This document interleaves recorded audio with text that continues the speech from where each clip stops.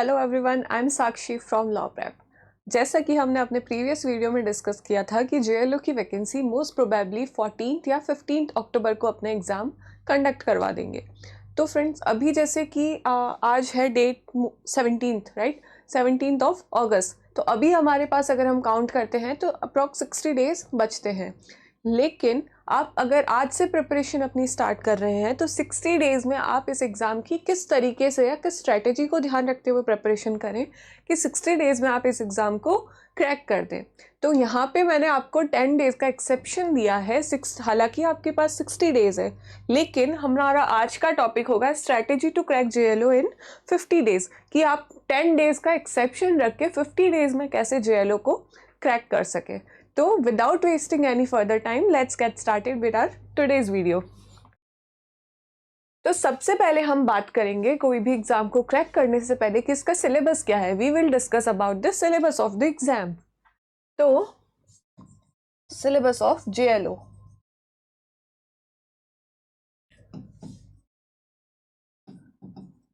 Right. तो यहाँ पे पेपर जो होगा वो आपका 4 शिफ्ट में होगा। Consti, CPC, CrPC, evidence, limitation, IOS and drafting and pleading, and then आपका लैंग्वेज का पेपर। तो we will discuss one by one कि हर सब्जेक्ट को कितना वेटेज देना है, कैसे पढ़ना है कि आपका एग्जाम आराम से क्रैक हो जाए। अगर आप आज से अपने प्रिपरेशन चालू करते हैं तो आप 50 डेज में किस लेवल पे पहुंच जाएंगे या किस तरह उस लेवल पे पहुंच जाएंगे कि एग्जाम आपका इजीली क्रैक हो जाएगा। तो हम वन बाय वन स्टार्ट करते हैं कॉन्स्टिट्यूशन से। ओके, पहले हम सब्जेक्ट्स का डिस्कस कर देते हैं, उसके बाद फाइनल स्ट्रेटेजी डिस्कस करेंगे। तो सबसे पहले हम बात करेंगे कॉन्स्टिट्यूशन की, कि कॉन्स्टिट्यूशन की प्रिपरेशन किससे करें, कैसे करें, कहाँ से करें। As we all know, there will be 150 questions from constitution. Okay, each question will carry 0.33 mark. अगर आप 3 क्वेश्चन सही करेंगे तो आपको 1 मार्क मिलेगा, राइट। एंड नेक्स्ट क्या आ जाता है कि अगर आप 4 क्वेश्चंस रॉन्ग करेंगे तो आपका 1 क्वेश्चन कट हो जाएगा। Like there is 0.25 negative marking.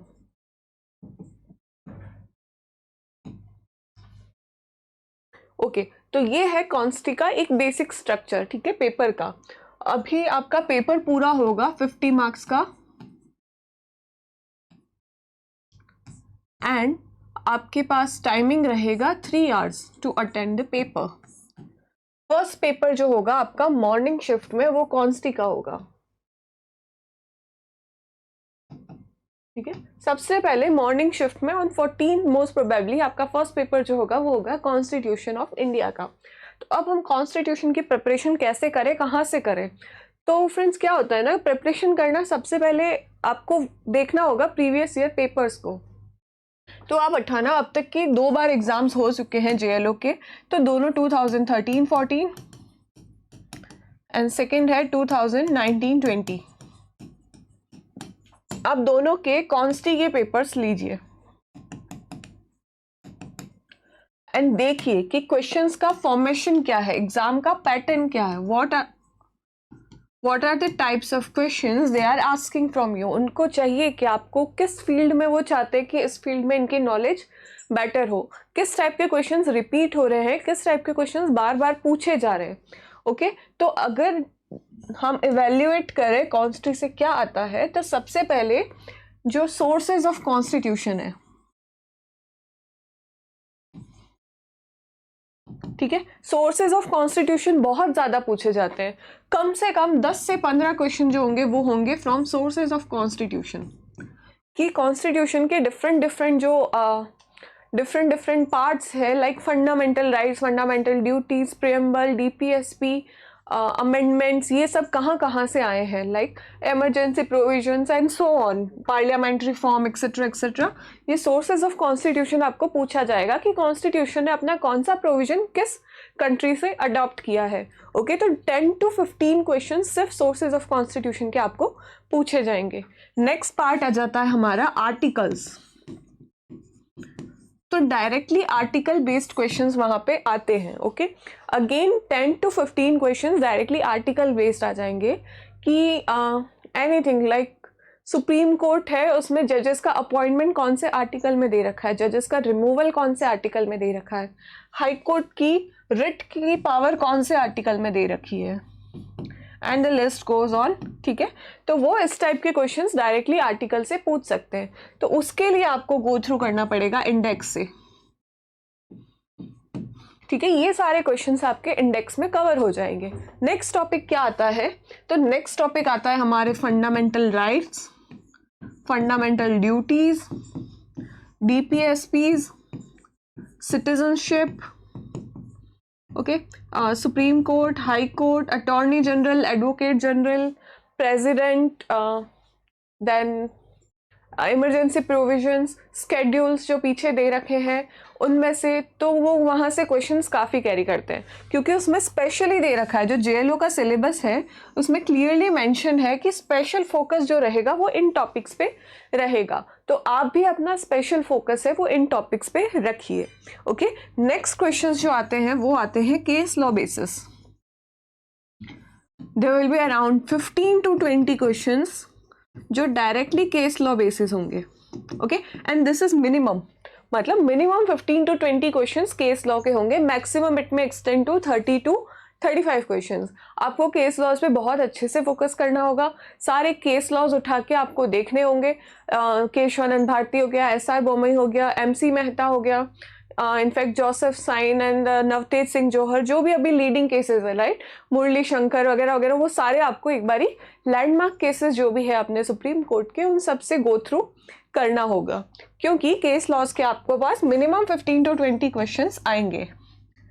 Again next कॉन्स्टी कहाँ से आएगा, तो नेक्स्ट हमारा आ सकता है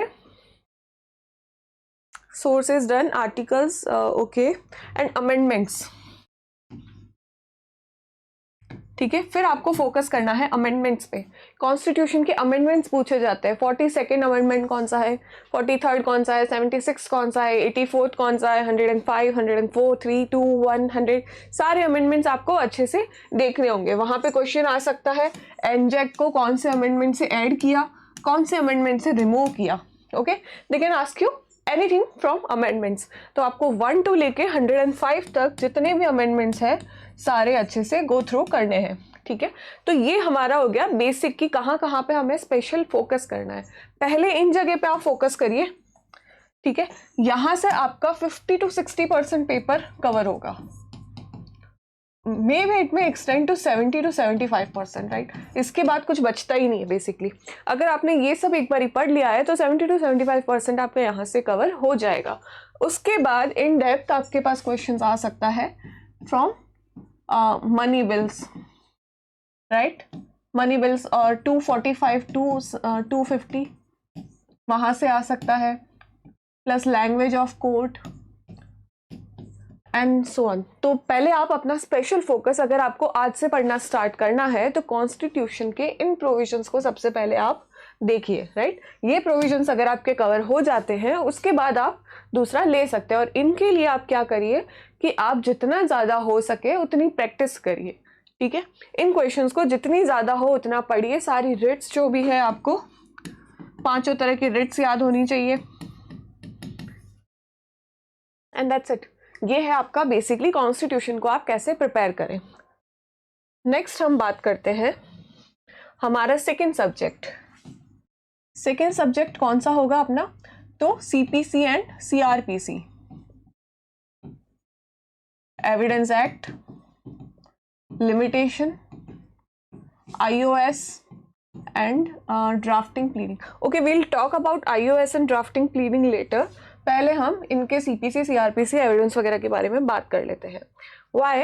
बिकॉज फॉर दीज 4 एक्ट्स आपको बेयर एक्ट ठीक करना है, बेयर एक्ट से बाहर कुछ नहीं आएगा। ओके, कॉन्स्टिट्यूशन के लिए bare act is not sufficient, आपको बेयर एक्ट के अलावा बुक्स वगैरह भी रेफर करनी पड़ेगी, but for CPC CrPC IEA and limitation आपके लिए bare act is more than enough. Bare act से बाहर लाइक 5 to 10% क्वेश्चन आ सकते हैं, अदरवाइज बेयरएक्ट से बाहर कुछ भी नहीं आएगा, पूरा बेयरएक्ट बेसिस ही क्वेश्चन आएगा। तो अब इनकी प्रिपरेशन कैसे करें? तो सबसे पहले आप देखिए कि आपका किस सब्जेक्ट में ज़्यादा इंटरेस्ट है। ओके, आपका कौन सा सब्जेक्ट अच्छा है, जो भी सब्जेक्ट आपका अच्छा है पहले आप उसे कर लीजिए। तो ज़्यादातर लोगों का limitation as well as IEA अच्छा होगा। ओके, क्योंकि ये limitation is a minor act and Indian evidence act सबका फेवरेट होता है, तो ये एक्ट आपके लिए इजी रहेंगे। तो पहले आप इन दोनों को कवर कर लीजिए। जब ये दोनों एक्ट आपके कवर हो जाए उसके बाद बारी आती है CPC and CRPC। Now what about CPC and CRPC, इनको कैसे पढ़ा जाए? तो इनके लिए आप सबसे पहले क्या कीजिए, बेयरएक्ट लेके इंडेक्स को गो थ्रू कीजिए। ठीक है, for both CPC as well as for CRPC index को गो थ्रू करिए, पूरा इंडेक्स पढ़िए, क्योंकि मेनली क्वेश्चंस इंडेक्स से आएंगे कि ये फॉलोइंग कितने चैप्टर्स कंसीडर करता है, कितने स्केड्यूल्स है इसके अंदर, कौन सा स्केड्यूल आपको क्या प्रोवाइड करता है, चैप्टर नंबर क्या है। यहाँ पे डायरेक्टली क्वेश्चंस आ सकता है चैप्टर 23 क्या है, चैप्टर 33 क्या है। लाइक पिछली बार क्वेश्चन आया था कि बेल एंड बॉन्ड कौन से चैप्टर में प्रोवाइडेड है। ओके, प्रोविजन फॉर बेल कौन से चैप्टर के अंदर फॉल करते हैं, तो चैप्टर 33। ऐसे आपको चैप्टर नंबर से याद रहने चाहिए, जैसे प्ली बार्गेनिंग कौन से चैप्टर में फॉल करता है, लिमिटेशन कौन से चैप्टर में दे रखा है। तो उसके लिए आपको इंडेक्स गो थ्रू करना होगा और सारे चैप्टर्स याद रखने होंगे। ओके, सेकेंड थिंग आ जाती है, जब आपने चैप्टर्स कर लिए हैं तो स्केड्यूल्स, टोटल कितनी स्केड्यूल्स है, कितने फॉर्म्स है, ये सारी चीजें आपको देखनी पड़ेगी। उसके बाद सेक्शंस कितने हैं टोटल, फिर उन सेक्शंस को पढ़िए, क्योंकि CPC as well as CRPC direct section based questions आते हैं आपके सामने। अरेस्ट विदाउट वारंट कौन से सेक्शन में है, when you refuse to give your name and address आप कौन से सेक्शन में अरेस्ट होंगे, प्लस फ्रॉम CPC अगर आपके पास आ सकता है फर्स्ट अपील कौन से सेक्शन में है, सेकंड अपील कौन से सेक्शन में, अपील फ्रॉम ऑर्डर कहाँ लाया करता है।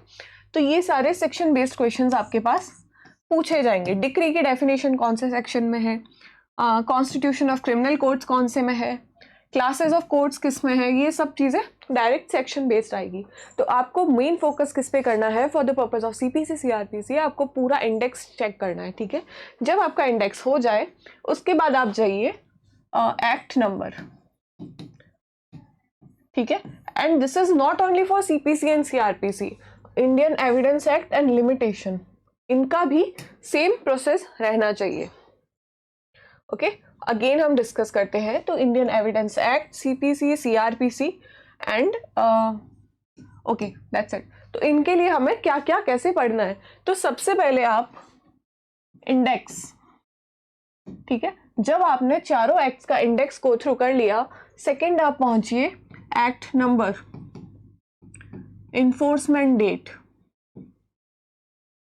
Next commencement date, enactment date, अगर उनमें कुछ अमेंडमेंट हुआ है तो उस अमेंडमेंट की डेट, फिर उनका एप्लीकेशन कहाँ कहाँ अप्लाई हो रहा है वो। उसके बाद जाइए आप डेफिनेशन क्लॉज पे, सारे डेफिनेशन क्लॉज अच्छे से करिए। ठीक है, तो ये जो पोर्शन है ना, ये आपका काफी अराउंड 30 to 40% एरिया कवर कर लेगा इसमें से, क्योंकि आपने Indian evidence act and limitation तो ऑलरेडी कंप्लीट कर चुके हैं।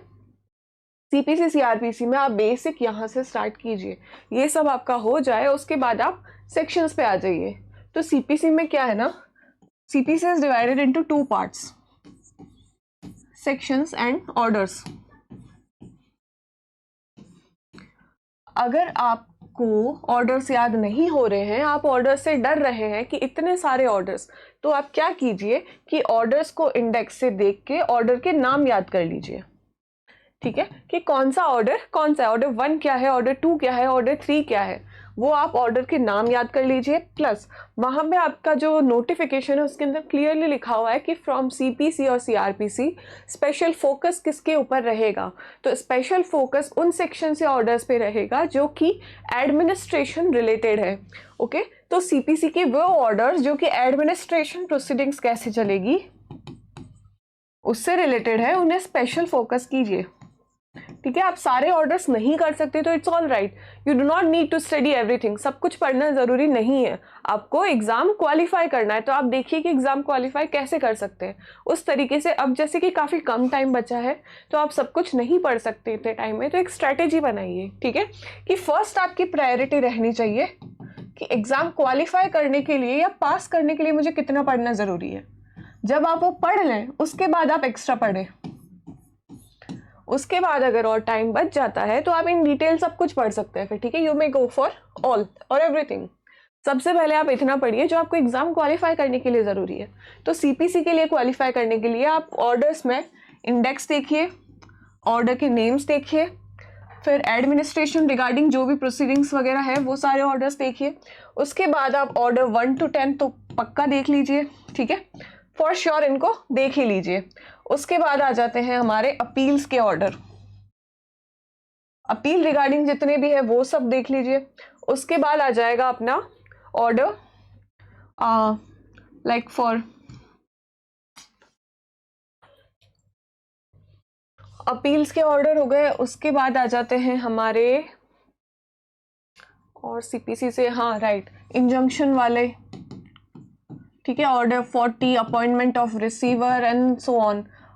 तो ये सारे ऑर्डर्स आप एक बारी देख लीजिए। डिक्री वगैरह के order 20, order 21 execution of decree कैसे होगी। तो ये सारा कुछ इंपॉर्टेंट पोर्शन है ऑर्डर्स का। आपको सारे ऑर्डर्स पढ़ने ज़रूरी नहीं है, आप एग्जाम क्वालिफाई करने के लिए इतने पढ़ेंगे तो they are more than enough.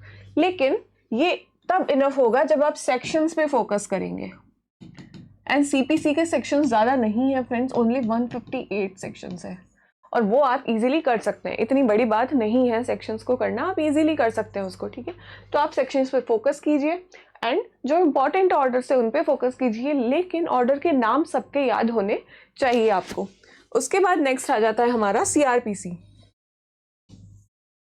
ठीक है। तो व्हाट इन सीआरपीसी, सीआरपीसी में आप again index, act number, extend कहाँ कहाँ हो रहा है वो, ठीक है। उसके बाद enactment date, enforcement date, commence, amendment date, वो सारी देख लीजिए उसकी।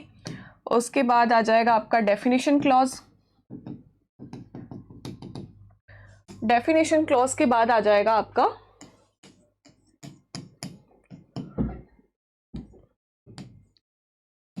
सेक्शंस, ठीक है। आपने सब कुछ देख लिया है, अब लास्ट बच जाता है आपके पास सेक्शंस। तो सेक्शंस में आपको कौन से सेक्शन पे अगेन फोकस करना है, तो यहाँ पे आपको फोकस करने के लिए CrPC is not very difficult, ठीक है। सीआरपीसी बहुत इजी मतलब एक्ट है, उसको बस पढ़ना चाहिए। आप एक प्रैक्टिकल अप्रोच से जब सीआरपीसी पढ़ते हैं तो वो सबसे इजी एक्ट है सीआरपीसी, उससे इजी बेसिकली कुछ भी नहीं है। इनफैक्ट एविडेंस एक्ट भी सीआरपीसी से इजी नहीं है, क्योंकि इसमें एक पूरा प्रोसीजर होता है। And when you are law student और यू आर लॉ ग्रेजुएट तो आपके लिए बहुत इंटरेस्टिंग होता है कि इसको अरेस्ट कैसे करेंगे, किस केस में अरेस्ट नहीं कर सकते, ये सब जानना, प्लस ट्रायल्स कैसे चलेगी, समन कैसे भेजते हैं, वारंट कैसे इश्यू होता है। तो ये सारा बहुत इंटरेस्टिंग होता है जब आप उसे एज ए स्टोरी पढ़ेंगे। तो आप सीआरपीसी को पढ़ना चालू कर दीजिए तो आपको सेक्शंस याद हो जाएंगे। आपको अंदर का कंटेंट याद ना भी हो तो आपको सेक्शन नंबर मेमोराइज करने बहुत ज़रूरी है। एंड जब आप एक बारी पूरा सीआरपीसी पढ़ लेंगे तो अंदर का कंटेंट याद रखना इतना टफ नहीं होगा, आपको पूरा प्रोसीजर जब समझ आ जाएगा तो that will be easy for you.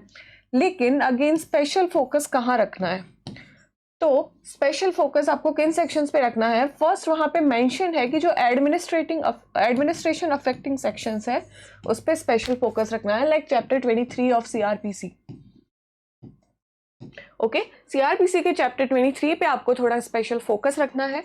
उसके बाद अगेन आपके रिविजन, रेफरेंस, इन पे रखिए, अपील्स पे रखिए, अपील्स कहाँ कहाँ होगी, बेल बॉन्ड्स पे रखिए, ठीक है, लिमिटेशन पे रखिए, सीआरपीसी में भी लिमिटेशन प्रोवाइडेड है।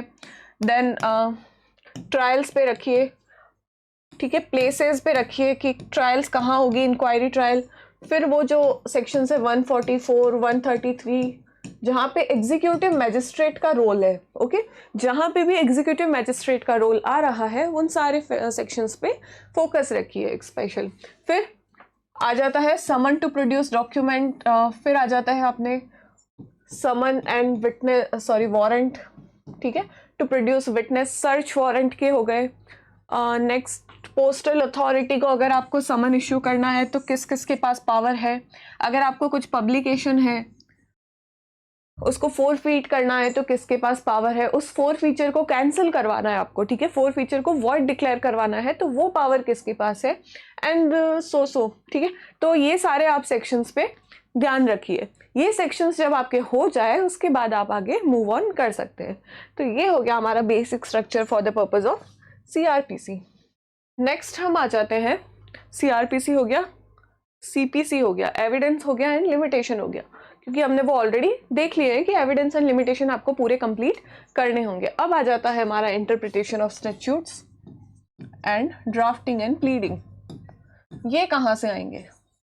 इसके लिए तो कुछ पर्टिकुलर एक्ट्स ही नहीं है, तो ये हम कहाँ से पढ़े?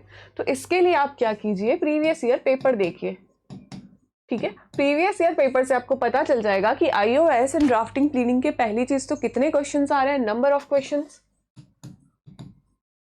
सेकंड, आपको पता चलेगा कि कहाँ से आ रहे हैं, फ्रॉम वेयर, ठीक है, या एरिया, किस एरिया से क्वेश्चंस पूछे जा रहे हैं। जब वो चीज कवर हो जाती है, क्योंकि आप 2 साल के पेपर देखेंगे, राइट, 2013-14 एंड 19-20, जब 2 साल के पेपर एनालाइज करेंगे तो आपको बेसिक एरिया पता चल जाएगा कि वो लोग क्या चाहते हैं। आईओएस में आपको क्या नॉलेज होनी चाहिए, प्लस ड्राफ्टिंग एंड प्लीडिंग में आपको क्या नॉलेज होनी चाहिए, तो आपको एरिया पता चल जाएगा। उसके बाद you may refer some books, और अगर आपके पास इतना टाइम नहीं है तो you may refer videos for IOS and drafting and pleading. And there is a good news for you that we are coming soon with our different videos on iOS and drafting and pleading। हम इनके different topics को बहुत जल्द अपने videos में cover करने वाले हैं, तो आप उन videos को भी इसके लिए refer कर सकते हैं। तो बस that's it। आप iOS के लिए या तो कोई बुक्स रेफर कर सकते हैं या वीडियोस से जो कंसर्न टॉपिक्स है, जहाँ से वो क्वेश्चंस पूछ रहे हैं, आप उन टॉपिक्स को रेफर कर सकते हैं। ओके, तो ये रह गया हमारा iOS का ड्राफ्टिंग एंड प्लीडिंग का प्लान। अब हम आ जाते हैं कि एक बार हमने सारा कुछ पढ़ लिया, नाउ व्हाट, ठीक है। तो now language is still remaining, law is not enough. आपको जो एग्जाम क्रैक करवाएगा वो होगा आपका language portion, Hindi and English.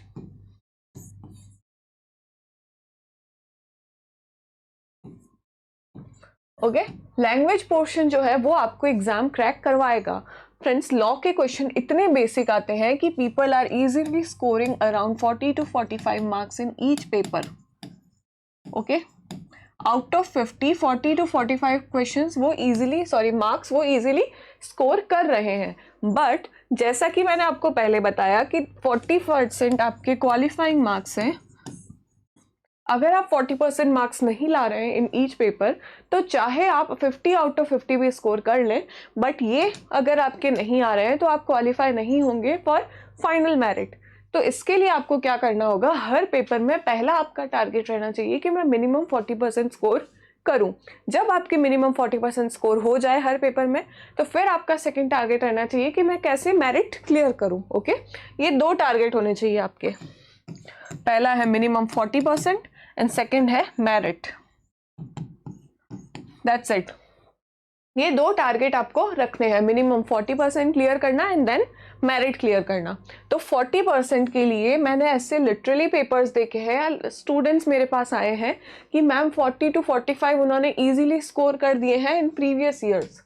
2019-20 की वैकेंसी में 40 to 45 उनका इजीली स्कोर हो जाता है, बट लैंग्वेज में they are not scoring 40%। Language paper थोड़ा टफ आता है यहाँ पे, ठीक है, क्योंकि मेन जो कंपटीशन होता है वो पूरा लैंग्वेज पेपर्स में होता है, ठीक है। हिंदी एंड इंग्लिश में ही मेन कंपटीशन होता है। Students from Hindi medium score in Hindi good marks, but they could not score in English. वो इंग्लिश में स्कोर नहीं कर सकते, एंड जो इंग्लिश मीडियम के हैं वो हिंदी में स्कोर नहीं कर सकते। तो वहाँ पे 40% स्कोर नहीं हो पाता उन लोगों का, तो वो फेल कर जाते हैं पेपर क्लियर करने में। तो उसके लिए आपको क्या रखना है, स्पेशल फोकस रखना है लैंग्वेज पे, अगर आप चाहते हैं कि बाकी स्टूडेंट से आप लीड ले लें। क्योंकि जो हमने पहले स्ट्रैटेजीज डिस्कस करी है उस तरीके से अगर आप पढ़ते हैं तो आपके लिए हर पेपर में अराउंड 40 मार्क्स लाना बहुत ईजी है, ठीक है। जिन जिन एरिया को हमने कवर करके स्ट्रेटेजीज डिसाइड करी थी उससे अगर आप तैयारी करते हैं, पेपर अच्छे से अटेम्प्ट हो जाता है तो 40% लाना बहुत इजी, 40 to 45 मार्क्स स्कोर करना इज़ वेरी इजी। बाकी क्वेश्चंस बहुत बेसिक आते हैं, हम लोग कर सकते हैं वहाँ पे। लेकिन हिंदी इंग्लिश में पहली चीज़ होगी हमें पेपर क्वालिफाई करना, क्योंकि जैसा कि मैंने बताया पेपर क्वालिफाई नहीं होता है, लैंग्वेज बहुत टफ आती है। तो आप अपना स्पेशल फोकस रखिए लैंग्वेज पेपर पे, ओके। स्पेशल फोकस रखिए अपना लैंग्वेज पेपर पे कि हिंदी और इंग्लिश बहुत अच्छे से अपनी कवर हो जाए। जब हिंदी और इंग्लिश आपकी कवर हो जाए, राइट, लैंग्वेज पेपर जब आप करना स्टार्ट करें तो आप 1 by 1 सिलेबस लीजिए। अगर आपका इंग्लिश अच्छा है तो पहले आप बैठ के, if you are from English medium, तो पहले आप बैठ के अपना इंग्लिश का पूरा कवर कर दीजिए। जब आपका इंग्लिश कंप्लीट हो जाए तो उसके बाद स्टार्ट योर हिंदी। या फिर you can do one thing, आज से ही 1 hour English and 1 hour Hindi को डेली दीजिए। यू हैव 50 डेज, आप आराम से हिंदी इंग्लिश कवर कर सकते हैं अगर आप डेली का 1-1 घंटा दें उनको। लेकिन antonyms and synonyms as well as पर्यायवाची, ठीक है, ये चीजें जो होती है, हिंदी में विलोम शब्द इतने डिफिकल्ट नहीं होते जितने कि पर्यायवाची होते हैं, प्लस एंटोनिम सिनोनिम्स होते हैं इंग्लिश में। तो इनमें आप थोड़ा रिस्क खेल सकते हैं। इनके लिमिटेड क्वेश्चंस आते हैं, उसमें आपको बेसिकली यहाँ पे नेगेटिव मार्किंग है। आपको पूरा ध्यान रखना है कि आप पेपर को वैसे अटेंड करें कि आप प्लस में ज़्यादा कर रहे हैं और माइनस के कम कर रहे हैं। इनफैक्ट आप ध्यान रखिए कि अगर कुछ नहीं आता है तो उसे छोड़ दीजिए। Instead of attempting a wrong answer आप उसे छोड़ देंगे तो वो आपके लिए बेनिफिट करेगा। तो आप पर्यायवाची वगैरह पढ़िए, राइट, ऐसा नहीं है कि ना पढ़िए ही मत, पर इनका लोड मत लीजिए, ठीक है। अगर आपको एंटोनिम सिनोनिम्स याद नहीं हो रहे हैं, आप भूल रहे हैं, तो उसका लोड मत लीजिए, क्योंकि या तो वो इतने इजी आते हैं जो सबको ही आते हैं, या फिर वो इतने टफ होंगे जो किसी को नहीं आएंगे, ठीक है। तो अगर आप इक्वल फुट पे स्टैंड कर रहे हैं in case of antonym synonyms and पर्यायवाची, तो इट्स ओके, डजंट मैटर आप क्या कर रहे हैं। बाकी जगह लीड ले लीजिए, बाकी हिंदी इंग्लिश आपका पूरा कवर होना चाहिए। Don't leave any other topic in Hindi and English, ठीक है। डोंट लीव एनीथिंग, सब कुछ पढ़िए हिंदी एंड इंग्लिश में। Don't take risk regarding any topic except antonym synonym and पर्यायवाची, क्योंकि ये आप कितना भी पढ़ लीजिए, ये सारा लक का खेल है। हो सकता है सारा कुछ ऐसा आए जो आप इजीली कर सकते हैं बिना पढ़े ही, और हो सकता है ऐसे आए जो आप कितना ही पढ़ के जाए आप नहीं कर पाए। तो इसका आप लोड मत लीजिए, आप इन बाकी सारे सिलेबस का पूरा कवर कर दीजिए। अगर वो आपका हो जाता है तो Hindi and English easily cover हो जाएगा। अभी हमने बात कर ली पहले कि कैसे पढ़ना है, अब हम बात करते हैं कि जब आपने सब कुछ पढ़ लिया है उसके बाद क्या, ओके। तो उसके बाद आपको देने हैं मॉक्स, प्रैक्टिस। आपने सुना होगा practice makes a man perfect. जितनी प्रैक्टिस आप करेंगे उतना आपके आंसर्स में परफेक्शन आएगा। And as there is a negative marking concept, ठीक है, यहाँ पे क्या कॉन्सेप्ट है नेगेटिव मार्किंग का, तो फिर आपको प्रैक्टिस करना और इम्पॉर्टेंट हो जाता है। क्योंकि आप जब प्रैक्टिस करेंगे तब आपको पता चलेगा कि आप कितने अटेम्प्ट कर रहे हैं, उनमें से कितने सही हो रहे हैं, कितने गलत हो रहे हैं, क्या आपको नेगेटिव मार्किंग पेपर अटेम्प्ट करना आता है या नहीं। क्योंकि आप एग्जाम में जाके सीधे बैठ जाएंगे, आप वहाँ तुक्के मारना चालू कर देंगे, और अगर वो नेगेटिव में चले गए तो इवन अगर आप पास हो भी रहे होते हैं तो वो नेगेटिव आपको फेल करवा देता है। उसके लिए आपको करना होगा प्रैक्टिस। जब भी नेगेटिव मार्किंग के पेपर होते हैं तो हमें उसके लिए बहुत प्रैक्टिस करनी होती है, ठीक है। जितनी ज़्यादा आप प्रैक्टिस करेंगे उतना आपको एक्सपीरियंस होगा टू अटेम्प्ट द पेपर, और वो एक्सपीरियंस आपको एग्जाम में बहुत काम आएगा। तो उसके लिए give as many mocks as you can. RPSC के प्रीवियस ईयर पेपर्स उठाइए हिंदी एंड इंग्लिश के, ओके। उसके बाद उनको अटेम्प्ट करना चालू कीजिए। उससे आपको पहली चीज़ तो ये पता चल जाएगा कि आरपीएससी के पेपर पैटर्न क्या होता है, वो हिंदी इंग्लिश में क्या पूछते हैं, कौन सा एरिया ज़्यादा कवर करते हैं। उस अकॉर्डिंग आप अपनी प्रेपरेशन भी कर सकते हैं। सेकेंड, ग्रामर में वो क्या आंसर्स एक्सेप्ट करते हैं आपसे, ठीक है। क्योंकि उनका क्या सीन होता है ना, ग्रामर में काफ़ी पर्टिकुलर तरीका होता है आंसर्स को समझने का, तो आप उसको कितना भी ऑब्जेक्ट कर लेंगे बाद में, ठीक है। लेकिन अगर आप उनके रूल्स के अकॉर्डिंग आंसर नहीं दे पाए तो वो आपके सारे ऑब्जेक्शंस इनवैलिड हो जाएंगे। इसलिए आप उनको देखिए कि वो किस तरीके का आंसर्स आपसे एक्सपेक्ट करते हैं, वो किस रूल्स को फॉलो करवाते हैं आपसे, उस अकॉर्डिंग आप उनकी हिंदी इंग्लिश की प्रैक्टिस कीजिए। एंड लॉ तो वैसे बेसिक ही आता है, उसके लिए आपको कोई भी ऐसे ऑब्जेक्शंस वगैरह का होता नहीं है। जो गलत है वो गलत है, जो सही है वो सही है। लेकिन फॉर लैंग्वेज पर्पज आपको उनके देखने होंगे क्वेश्चंस फॉर्मेशन क्या होता है प्लस आंसर फॉर्मेशंस क्या होते हैं, ठीक है। इसको हिंदी इंग्लिश में आपको स्पेशल फोकस रखना होगा। तो ये हो जाती है हमारी बेसिक स्ट्रेटेजी प्रिपरेशन की। सबसे पहले आप कॉन्स्टिट्यूशन करिए, क्योंकि उसके मैक्सिमम क्वेश्चन आएंगे। पूरा एक पेपर सिर्फ कॉन्स्टिट्यूशन का होगा, तो आपको उसको अच्छे से करना बहुत ज़रूरी है। देन आ जाते हैं हम अपने लॉ के पेपर्स पे, बेयर एक्ट्स पे। तो CPC, CRPC, एविडेंस लिमिटेशन, इनके लिए बेयर एक्ट सफिशिएंट है, आप पूरा बेयर एक्ट कर दीजिए। उसके बाद आ जाता है हमारा drafting, pleading and IOS, right. तो ड्राफ्टिंग, प्लीडिंग और IOS के लिए आप बुक्स रेफर कर सकते हैं। प्रीवियस ईयर पेपर्स देखिए कहाँ से वो क्वेश्चंस देते हैं, उन क्वेश्चंस को बुक से रेफर कीजिए या फिर कोई वीडियो से आप समझ लीजिए, जो भी आपके लिए कन्वीनियंट रहे। उसके बाद आ जाता है हमारा लैंग्वेज, हिंदी एंड इंग्लिश। और लैंग्वेज के लिए अगेन RPSC के प्रीवियस ईयर पेपर्स उठाइए एंड स्टार्ट प्रैक्टिसिंग, ठीक है। डेली 1-1 घंटा हिंदी इंग्लिश को आपको देना कंपलसरी है। आप ऐसा समझिए कि आपका पेपर लैंग्वेज का ही है, आपको लैंग्वेज में मास्टरी करनी होगी। यहाँ पे अगर आपने लैंग्वेज में मास्टरी नहीं करी और आप 40% स्कोर नहीं कर पाए, पहली चीज़ तो आपको 40% स्कोर करना है, दैट इज़ वेरी इंपॉर्टेंट। अगर आपने 40% स्कोर कर लिया तो उसके बाद आपको बाकी स्टूडेंट से लीड लेने के लिए लैंग्वेज में मास्टरी करनी बहुत ज़रूरी है। तो उसके लिए आपको लैंग्वेज पे स्पेशल फोकस देना होगा।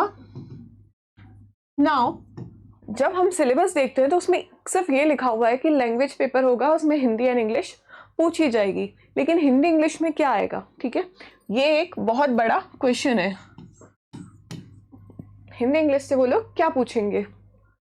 तो हिंदी इंग्लिश में उन्होंने लिखा है कि सीनियर सेकेंडरी लेवल, ठीक है, 12th लेवल की हिंदी एंड इंग्लिश पूछेंगे। 12th तक हिंदी एंड इंग्लिश में जो आता है ग्रामर में वो पूछेंगे, ठीक है। तो ये हो गया पूरा basic structure that how to prepare for the exam in last 50 days. जब आपका ये पूरा प्रिपरेशन हो जाए तो आज से आप स्टार्ट कीजिए, okay. Start counting your 50 days from today on. आज से आप स्टार्ट करके अपने प्रिपरेशन स्टार्ट कर सकते हैं। When last 10 days will be left,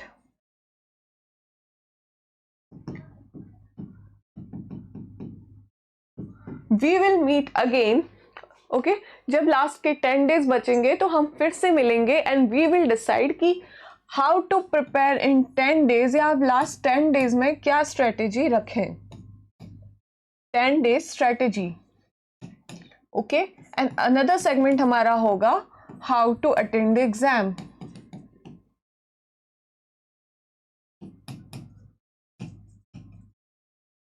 and then various topics from JLO point of view,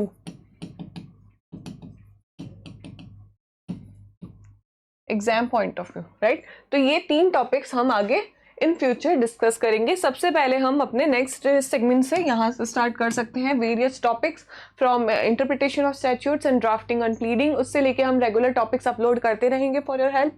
then we will go to 10 days strategy, right. फिर हम स्टार्ट कर देंगे अपनी लास्ट 10 डेज में आप क्या कितने मॉक्स करिए, कितने पेपर करिए। हम आपके लिए लास्ट 10 डेज में लाइव मॉक्स भी लाएंगे जो आपको हेल्प करेगा पेपर को सॉल्व करने के लिए। And then how to attend the exam, ठीक है। एग्जाम से 2 दिन पहले हम आपके लिए ये सेगमेंट लाएंगे कि how to attend the JLO exam, okay. So this is it friends, I hope ये आपके लिए हेल्पफुल रहेगा। प्लीज़ प्लीज़ प्लीज़ अच्छे से आज से लग जाइए तैयारी पे। इतना टफ नहीं है ये एग्ज़ाम क्रैक करना, बस एक प्रॉपर स्ट्रेटेजी के साथ चालू हो जाइए। And yes, all the best, thank you.